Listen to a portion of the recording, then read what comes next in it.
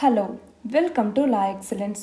ఇవాల్టి వీడియోలో ఈనాడు, సాక్షి మరియు నమస్తే తెలంగాణ పేపర్స్లోని ఇంపార్టెంట్ కరెంట్ అఫైర్స్ గురించి మనం డిస్కస్ చేసుకుందాం. ఇవాల్టి మన ఫస్ట్ ఆర్టికల్ వచ్చేసి అంతర్జాతీయ యోగా దినోత్సవం. ఎప్పుడు జరుపుకుంటాము అంతర్జాతీయ యోగా దినోత్సవాన్ని? జూన్ 21వ తేదీని అంతర్జాతీయ యోగా దినోత్సవంగా జరుపుకుంటాము. వ్యాధి నిరోధక వ్యవస్థని ఇనుమడింపజేయగల సామర్థ్యం యోగాకి ఉంది అన్నట్టుగా చాలా అధ్యయనాలు చెప్తూ ఉన్నాయి. అయితే ప్రతి సంవత్సరం కూడా జూన్ 21వ తేదీన అంతర్జాతీయ యోగా దినోత్సవంగా పాటించాలి అనేసి భారత్ నేతృత్వంలో ప్రతిపాదించినటువంటి తీర్మానానికి ఐక్యరాజ్య సమితి సర్వప్రతినిధి సభ అనేది ఆమోదం తెలిపింది. ప్రధాని మోదీ 2014లో దీనికి సంబంధించినటువంటి ప్రతిపాదన చేశారు. చేసిన తర్వాత కేవలం 90 రోజుల్లోనే ఐక్యరాజ్య సమితి సభ్య దేశాలు దీన్ని అమల్లోకి తీసుకొచ్చాయి. ఐక్యరాజ్య సమితి సర్వసభ్య సమావేశం చరిత్రలో ఎన్నడూ లేని రీతిలో భారత్ ప్రతిపాదించినటువంటి తీర్మానానికి మొత్తం 177 దేశాలు ఈ తీర్మానానికి మద్దతు తెలిపాయి. ప్రపంచవ్యాప్తంగా ప్రజారోగ్యం సంక్షోభంలో ఉన్నటువంటి నేపథ్యంలో ఇవాల్టి 7వ అంతర్జాతీయ యోగా దినోత్సవ నిర్వహణకి చాలా ప్రాధాన్యం ఏర్పడింది.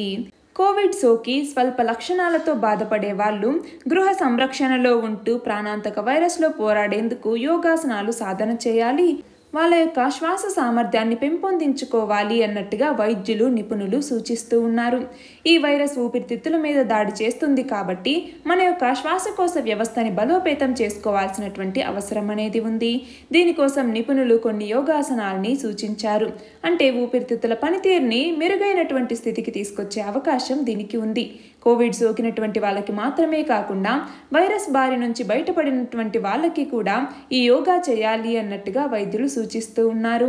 యోగాభ్యాస పద్ధతిలో శ్వాసించటం, ప్రాథమిక ఆసనాలు వేయటం, ధ్యాన సాధన చేయటం ఇలాంటివి తీవ్ర స్థాయి కోవిడ్ బాధిత రోగులకు కూడా మానసిక ప్రశాంతతను కల్పిస్తాయి. అలాగే వాళ్ళ యొక్క శారీరక స్థితిగతులు కూడా మెరుగవుతాయి. ఈ ప్రయోజనాలతో పాటు కోవిడ్ నుంచి కోలుకున్నటువంటి వాళ్ళు నిపుణులు సూచించినట్టుగా శ్వాస పద్ధతుల్ని మార్చుకోవటం, యోగాసనాలు వేయటం వల్ల వాళ్ళలో ఉన్నటువంటి ఇనాక్టివ్నెస్ అనేది తగ్గిపోయి శారీరక సామర్థ్య స్థాయిలు అనేవి సహజ రీతిలో పెరుగుతాయి.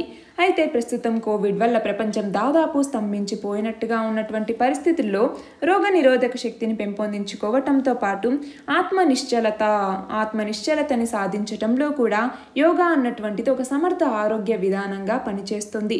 ప్రస్తుత పరిస్థితుల్లో ఏదైతే మన మీద స్ట్రెస్ పెరగటం కావచ్చు, అలాగే కోవిడ్ వల్ల ఏర్పడింది కావచ్చు, మానసిక సమస్యలు కావచ్చు, ఇలాంటి నేపథ్యంలో ఏకాగ్రత, మానసిక ప్రశాంతత పెరిగి ఒత్తిడి తగ్గటానికి కూడా యోగా అన్నటువంటిది ఉపయోగపడుతుంది. ఇక్కడ క్వశ్చన్ చూడండి, అంతర్జాతీయ యోగా దినోత్సవాన్ని ఎప్పుడు జరుపుకుంటాము? ఈ సంవత్సరం ఇతివృత్తం లేదా థీమ్ ఏమిటి? ఎప్పుడు జరుపుకుంటాము? జూన్ 21వ తేదీని అంతర్జాతీయ యోగా దినోత్సవంగా జరుపుకుంటాము.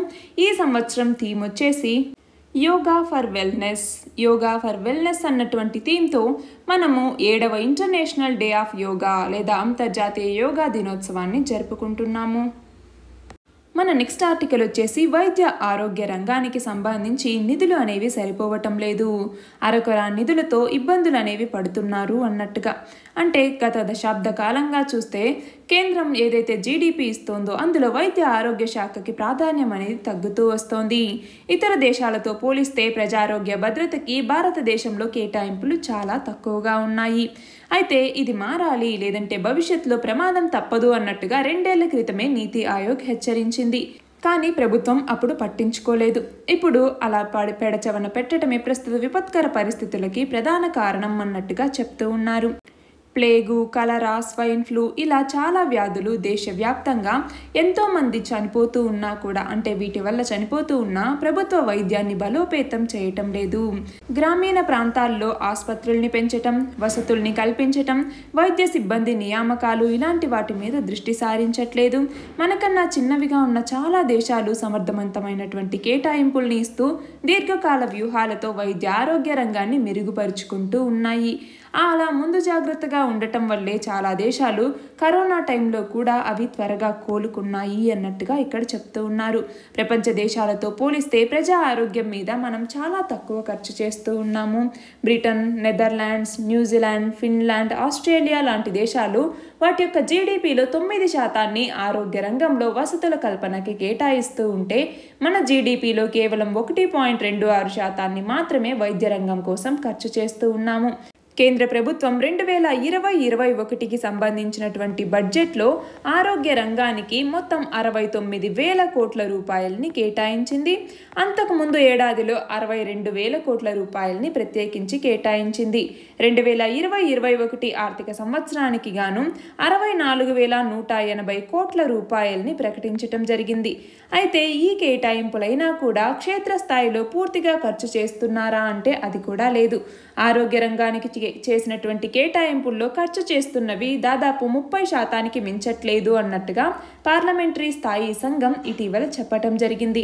అంటే ప్రస్తుత కోవిడ్ లాంటి పరిస్థితుల్లో కూడా ప్రజలకి నాణ్యమైనటువంటి వైద్య సేవల్ని అందించటంలో కేంద్ర రాష్ట్ర ప్రభుత్వాలు అనేవి విఫలమయ్యాయి. గ్రామాల నుంచి నగరాల వరకు కూడా గవర్నమెంట్ హాస్పిటల్స్లో వసతుల పెంపు కోసం నిధుల కేటాయింపుని పెంచాలి, నిరంతరమైనటువంటి తనిఖీల్ని చేపట్టాలి.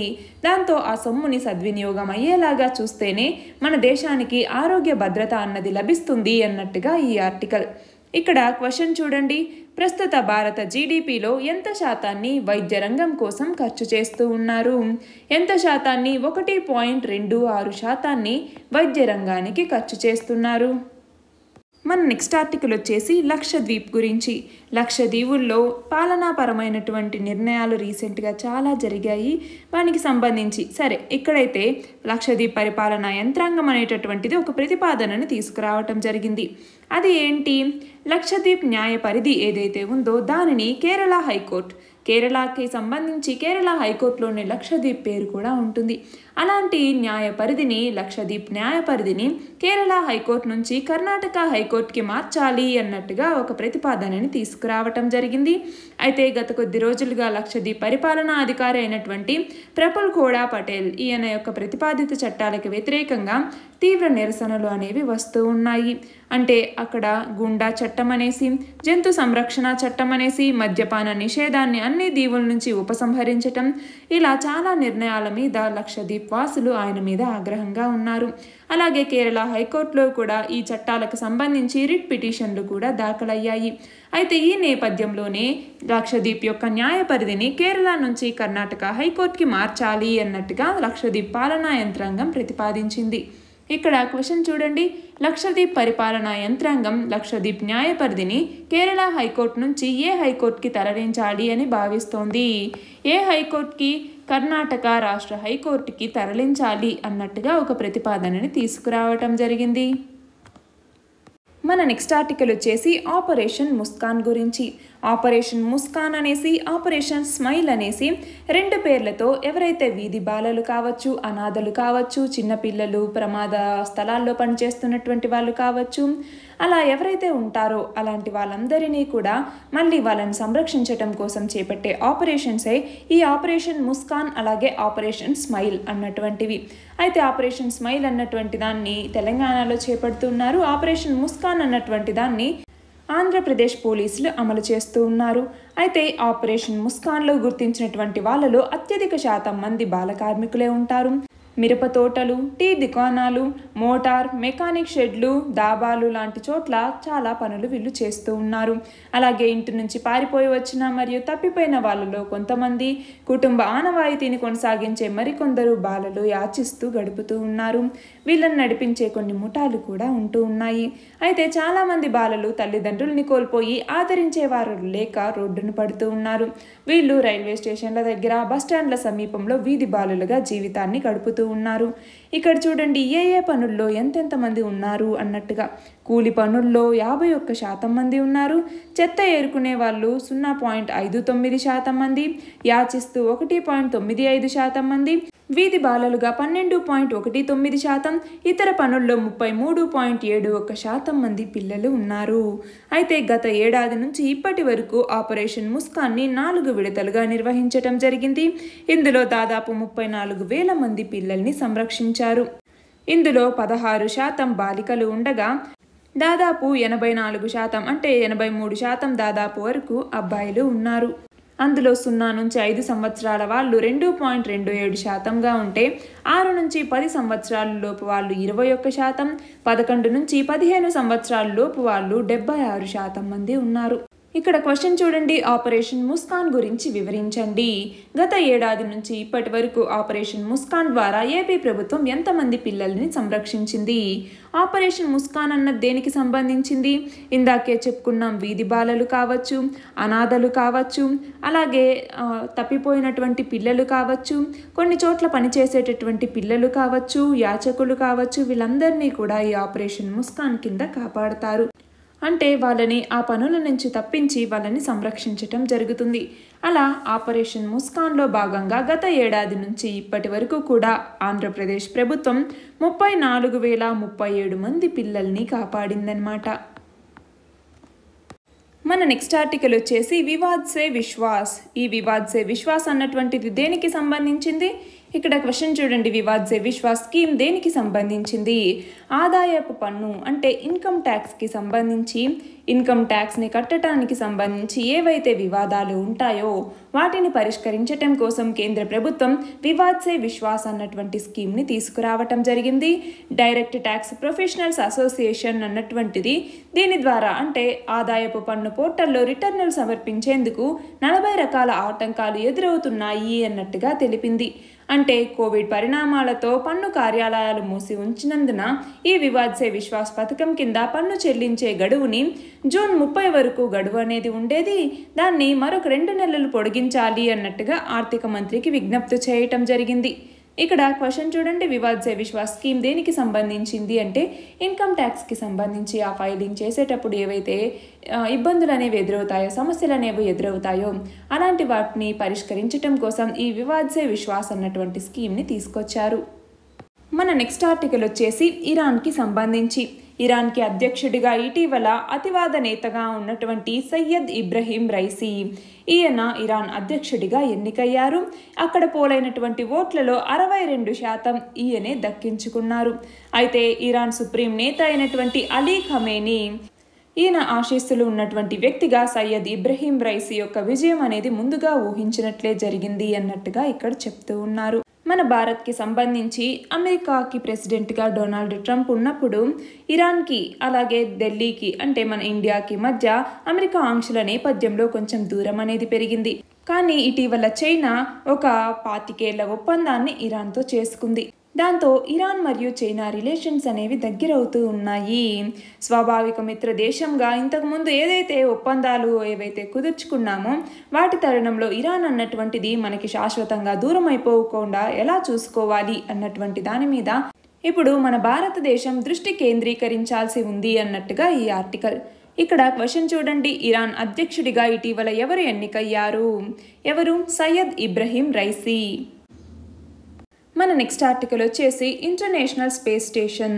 భూకక్షలో ఉన్నటువంటి అంతర్జాతీయ అంతరిక్ష కేంద్రానికి శక్తివంతమైనటువంటి కొత్త సౌర ఫలకాల్ని అమర్చే పని కోసం వ్యోమగాములు ఒక స్పేస్ వాక్ని నిర్వహించారు. ప్రస్తుతం ఉన్నటువంటి సౌర ఫలకాలు దాదాపు 20 సంవత్సరాల నాటివి. నిరంతరం పనిచేయటం వల్ల వాటి యొక్క సామర్థ్యం అనేది తగ్గిపోయింది. కాబట్టి కొత్త ప్యానెల్స్ పాత వాటికన్నా చిన్నగా ఉన్నా కూడా ఎక్కువ విద్యుత్ని ఉత్పత్తి చేయగలవు. వీటికి సంబంధించి 1వ సౌర ఫలకాన్ని అమర్చటం జరిగింది. 2వ సౌర ఫలకాన్ని అమర్చేందుకు వ్యోమగాములు ఇంకో 4 రోజుల్లో మరొకసారి స్పేస్ వాక్ని నిర్వహించబోతున్నారు. ఈ ఇంటర్నేషనల్ స్పేస్ స్టేషన్ ఏదైతే ఉందో ఇది ఒక మాడ్యులార్ స్పేస్ స్టేషన్ అన్నమాట. అంటే ఒక ఆర్టిఫిషియల్ శాటిలైట్ లాంటిది. దీనిని లో అర్త్ ఆర్బిట్ లియో అంటాము. లో అర్త్ ఆర్బిట్లో దీనిని నిర్మించారు. ఇది ఒక మల్టీనేషనల్ కొలాబరేటివ్ ప్రాజెక్ట్. ఇందులో 5 స్పేస్ ఏజెన్సీస్ అనేవి పాల్గొన్నాయి. ఒకటి వచ్చేసి యుఎస్కి చెందినటువంటి నాసా అనేటటువంటిది, 2వది వచ్చేసరికి రష్యాకి చెందినటువంటి రాస్కోస్మాస్ అన్నటువంటిది, 3వది వచ్చేసరికి జపాన్కి చెందినటువంటి జాజా అన్నటువంటిది, ఇక 4వది వచ్చేసరికి యూరప్కి చెందిన ఈఎస్ఏ, 5వది వచ్చేసరికి కెనడాకి చెందినటువంటి సిఎస్ఏ. ఈ 5ంటికి సంబంధించిన స్పేస్ ఏజెన్సీస్ ఈ ఇంటర్నేషనల్ స్పేస్ స్టేషన్లో పాల్గొన్నాయి. ఈ ఇంటర్నేషనల్ స్పేస్ స్టేషన్ ఏదైతే ఉందో దీనిని 1998వ సంవత్సరంలో అంటే దాదాపు 22 సంవత్సరాల కిందట దీనిని నెలకొల్పారు. ఇక్కడ క్వశ్చన్ చూడండి, భూకక్షలో అంతర్జాతీయ అంతరిక్ష కేంద్ర నిర్మాణం ఎప్పుడు మొదలైంది? 1998వ సంవత్సరం నవంబర్ 20వ తేదీన మొట్టమొదటిసారిగా అంతర్జాతీయ అంతరిక్ష కేంద్రానికి సంబంధించినటువంటి మాడ్యూల్ని పంపించటం జరిగింది. మన నెక్స్ట్ ఆర్టికల్ వచ్చేసి లక్షద్వీపుల గురించి. లక్షద్వీప్ అడ్మినిస్ట్రేటర్గా ప్రఫుల్ పటేల్ బాధ్యతలు స్వీకరించినప్పటి నుంచి కూడా ఏవైతే అక్కడ పర్యావరణ టూరిజంకి సంబంధించి ప్రభుత్వ సంస్థలకి కట్టబెట్టాలి అన్నట్టుగా, అలాగే ప్రభుత్వానికి అంటే అక్కడ ఉన్నటువంటి అడ్మినిస్ట్రేటర్కి అక్కడ టూరిజంకి సంబంధించి ఎవరి ల్యాండ్స్నైనా తీసుకునే హక్కు ఉంది అన్నట్టుగా చేంజెస్ చేయటం కావచ్చు, గూండా చట్టం గురించి కావచ్చు, ఇలా రీసెంట్గా మనం చదువుకుంటూ ఉన్నాము. లక్షద్వీపులకి సంబంధించి ఏవైతే నిర్ణయాలు తీసుకుంటూ ఉన్నారో వీటికి సంబంధించి చాలా వ్యతిరేకత అనేది అక్కడ వచ్చింది. అది కోవిడ్కి సంబంధించి కావచ్చు, ఇంతకుముందు 14 రోజుల క్వారంటైన్ తప్పనిసరిగా ఉండాల్సింది అన్నటువంటి నిబంధనని తొలగించడంతో అక్కడ కోవిడ్ కేసెస్ కూడా చాలా పెరిగాయి. ఇలాంటి నేపథ్యంలో కేరళ ప్రభుత్వం కూడా తన యొక్క అసెంబ్లీలో ఒక తీర్మానాన్ని ప్రవేశపెట్టడం జరిగింది. అయితే ఇప్పుడు రీసెంట్గా మళ్ళీ లక్షద్వీప్ యొక్క న్యాయ పరిధిని కేరళ హైకోర్టు నుంచి కర్ణాటక హైకోర్టుకి మార్చాలి అన్నట్టుగా ఒక ప్రతిపాదనను తీసుకురావటం జరిగింది. అది మళ్ళీ వివాదాస్పదమైంది.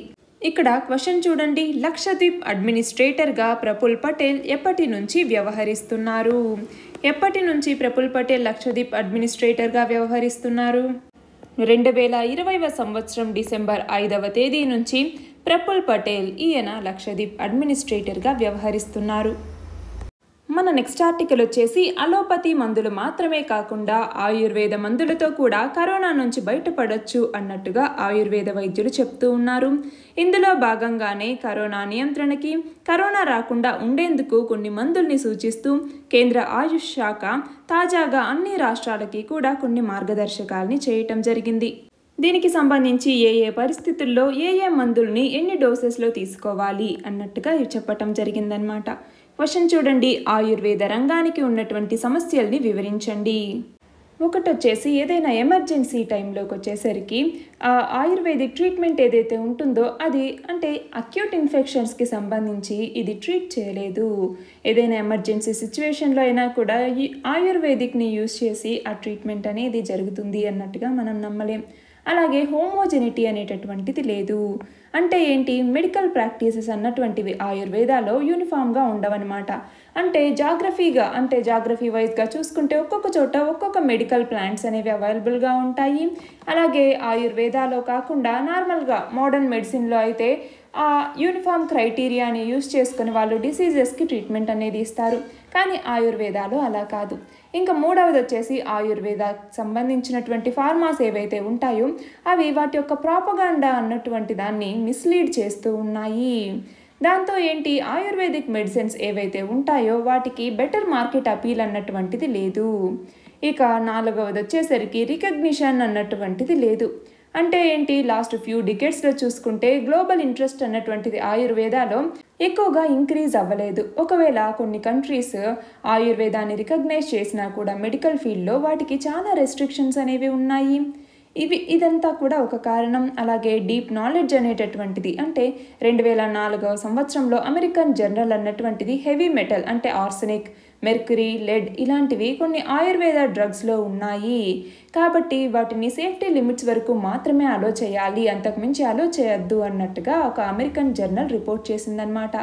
అంటే ఈ ఆయుర్వేదిక్కి సంబంధించిన మెడిసిన్స్ మీద డీప్ నాలెడ్జ్ అనేటటువంటిది మనకి లేదు. అంటే మనం ఏదైతే ఆయుర్వేదాకి సంబంధించి హెర్బల్ ఫార్ములేషన్స్కి హండ్రెడ్స్ ఆఫ్ ఇయర్స్ మనకి ఆయుర్వేదాలో ఎక్స్పీరియన్స్ ఉన్నా కూడా వాటికి సంబంధించి డీప్ నాలెడ్జ్ అనేటటువంటిది లేదు.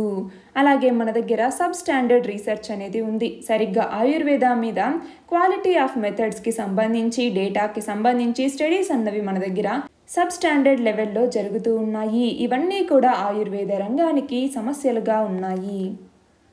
మన నెక్స్ట్ ఆర్టికల్ వచ్చేసి స్పేస్ బ్యాక్ గురించి. ఇప్పటికే అంగారకుడు లేదా మార్స్ మీద చాలా ప్రయోగాల్ని చేపట్టారు. చాలా రోవర్లని అక్కడికి పంపించటం జరిగింది. అయితే ఆ రోవర్లకి కదిలే వేగం అనేది చాలా తక్కువగా ఉంటుంది. రాళ్ళు, ఇసుక ఇలాంటివి గనక ఉంటే అవి ముందుకు ప్రయాణించటం చాలా కష్టం. అలాగే ఎత్తైన చోట్లకు వెళ్ళటం కూడా కష్టం. ఈ నేపథ్యంలోనే స్విట్జర్లాండ్కి చెందినటువంటి ఈటీహెచ్ జ్యూరిచ్, అలాగే జర్మనీకి చెందినటువంటి మ్యాక్స్ ప్లాంక్ ఇన్స్టిట్యూట్ శాస్త్రవేత్తల బృందం స్పేస్ బ్యాక్ అనే పేరుతో 4 కాళ్లతో నడిచేటటువంటి ప్రత్యేకమైన రోబోను రూపొందించింది. మార్స్ మీద జీవం ఉనికిని గుర్తించటానికి దీన్ని త్వరలోనే పంపబోతోంది. నిజానికి చంద్రుడి మీద పరిశోధనల కోసం ఈ రోబోను రూపొందించటం జరిగింది. తర్వాత మార్స్ మీదికి పంపేందుకు వీలుగా ఇందులో మార్పులు చేశారు. ఇక్కడ క్వశ్చన్ చూడండి, స్పేస్ బ్యాక్ పేరుతో 4 కాళ్లతో నడిచే రోబోను ఎవరు తయారు చేశారు? స్విట్జర్లాండ్కి చెందినటువంటి ఈటీహెచ్ జ్యూరిచ్, జర్మనీకి చెందినటువంటి మ్యాక్స్ ప్లాంక్ ఇన్స్టిట్యూట్ శాస్త్రవేత్తల బృందం. మన నెక్స్ట్ ఆర్టికల్ వచ్చేసి, కేంద్ర ప్రభుత్వం ఏదైతే వ్యాక్సినేషన్ విధానం మన దేశంలో అసలు ఎప్పుడు మొదలైందండి? జనవరి 16వ తేదీన మన దేశంలో వ్యాక్సినేషన్ కార్యక్రమం అనేది మొదలైంది. ఆ కార్యక్రమం కింద ముందుగా ఏజ్డ్ పర్సన్స్ ఎవరైతే ఉంటారో వాళ్ళకి, ఫ్రంట్ లైన్ వర్కర్స్ వాళ్ళకి అలాగే టీకాలను ఇవ్వటం జరిగింది. తర్వాత 45 నుంచి 60 ఏళ్ల వయసులో ఉన్నటువంటి వాళ్ళకి టీకాలను ఇవ్వటం ప్రారంభించారు. దాని తర్వాత 18 ఏళ్ల నుంచి వయసు ఉన్నటువంటి వాళ్ళు, అంటే 18 నుంచి 45 సంవత్సరాల వరకు వయసు ఉన్నటువంటి వాళ్ళకి మే 1 నుంచి టీకాల కార్యక్రమం అనేది ప్రారంభించినా కూడా అది రాష్ట్రాలకే వదిలేసిందనమాట. కాబట్టి చాలా రాష్ట్రాల్లో ఆ వ్యాక్సినేషన్ కార్యక్రమం మే 1 నుంచి మొదలవ్వలేదు. తర్వాత చాలా రాష్ట్రాలు మాకు బర్డెన్ ఎక్కువగా ఉంది, కేంద్ర ప్రభుత్వ బాధ్యత ఇది అన్నట్టుగా చెప్తూ ఉండటం వల్ల తర్వాత కేంద్ర ప్రభుత్వం ఓకే రాష్ట్రాలకు కూడా టీకాలని మేమే ఇస్తాము, 18 నుంచి 45 సంవత్సరాల వయసు ఉన్నటువంటి వాళ్ళకి కూడా, అంటే 18 పైబడిన వాళ్ళకి టీకాను మేమే ప్రొవైడ్ చేస్తాము అన్నట్టుగా చెప్పటం జరిగింది. అందులో 75% వ్యాక్సిన్లని రాష్ట్రాలకి, మిగిలిన 25% వ్యాక్సిన్లని ప్రైవేట్ హాస్పిటల్స్కి మేము ఇస్తాము అన్నట్టుగా మాటిచ్చారు. అంతేకాకుండా ఈ ఏదైతే 18 సంవత్సరాల పైబడిన వాళ్ళకి వ్యాక్సినేషన్ కార్యక్రమం ఉందో దాన్ని జూన్ 21 నుంచి అమలు చేస్తాము అన్నట్టుగా కేంద్ర ప్రభుత్వం ప్రకటించింది. దానికి సంబంధించినటువంటిది ఈ ఆర్టికల్.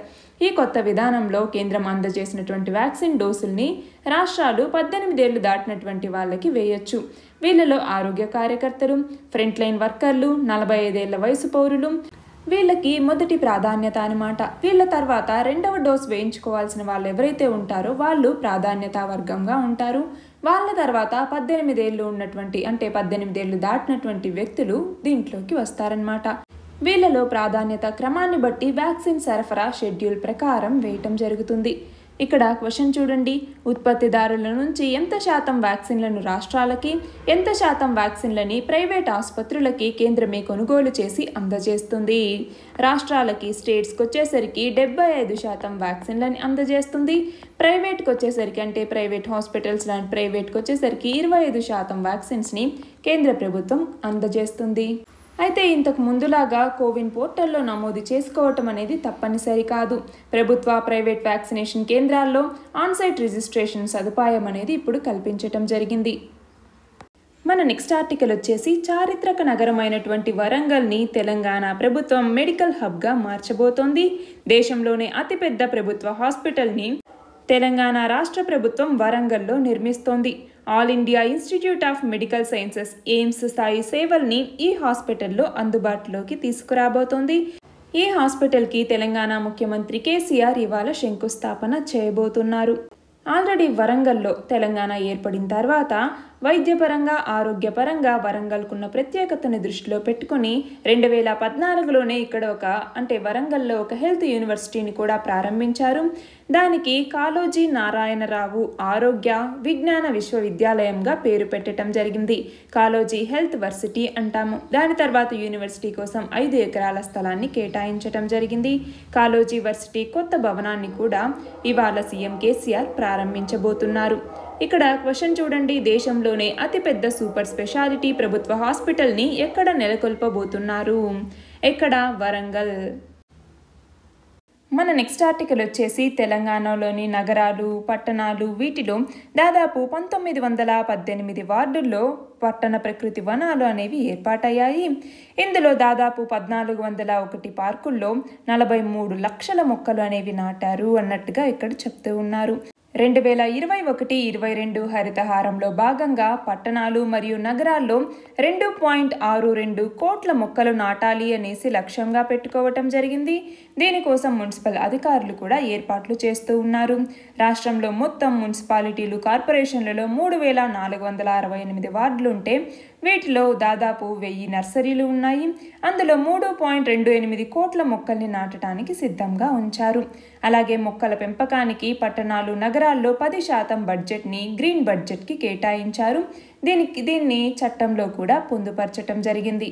ఇక్కడ క్వశ్చన్ చూడండి, తెలంగాణకు హరితహారం కార్యక్రమాన్ని ఎప్పుడు ప్రారంభించారు? 2015వ సంవత్సరంలో తెలంగాణకి హరితహారం అన్నటువంటి కార్యక్రమాన్ని, దీని కింద ఇది ఒక ట్రీ ప్లాంటేషన్ ప్రోగ్రామ్ అనమాట. దీన్ని గవర్నమెంట్ ఆఫ్ ఇండియా అన్నటువంటిది ఏదైతే అప్పటికి 24% ఉన్నటువంటి అటవీ భూమిని 33% పెంచాలి అన్నటువంటి లక్ష్యంతో ఈ తెలంగాణకి హరితహారం అన్నటువంటి కార్యక్రమాన్ని 2015వ సంవత్సరం జూలై 3వ తేదీన దీన్ని ప్రారంభించింది. నిన్నటి క్వశ్చన్ వచ్చేసి పూర్ణ స్వరాజ్ ప్రకటనని భారత జాతీయ కాంగ్రెస్ ఏ సంవత్సరంలో ప్రకటించింది? నార్మల్గా అయితే 1929వ సంవత్సరం డిసెంబర్లోనే దీన్ని ప్రకటించినా కూడా ఐఎన్సి అన్నటువంటిది అంటే భారత జాతీయ కాంగ్రెస్ అన్నటువంటిది 1930వ సంవత్సరం జనవరి 26వ తేదీన దీన్ని ప్రకటించింది. అందుకే స్వాతంత్రం వచ్చిన తర్వాత కూడా మనం జనవరి 26వ తేదీ దాకా వెయిట్ చేసి అప్పుడు మన రాజ్యాంగాన్ని అమల్లోకి తీసుకొచ్చాం. అందుకే దాన్ని రిపబ్లిక్ డేగా కూడా జరుపుకుంటాం కదా, అదనమాట దాని బ్యాక్గ్రౌండ్ ఇది. ఇవాల్టి క్వశ్చన్ వచ్చేసి అజిత్ మిశ్రా ఎక్స్పర్ట్ గ్రూప్ని కేంద్ర ప్రభుత్వం దేనికోసం నియమించింది? దీని ఆన్సర్ కమెంట్ సెక్షన్లో ఇవ్వండి. కరెక్ట్ ఆన్సర్ రేపటి వీడియోలో చూద్దాం. All the very best and thank you very much.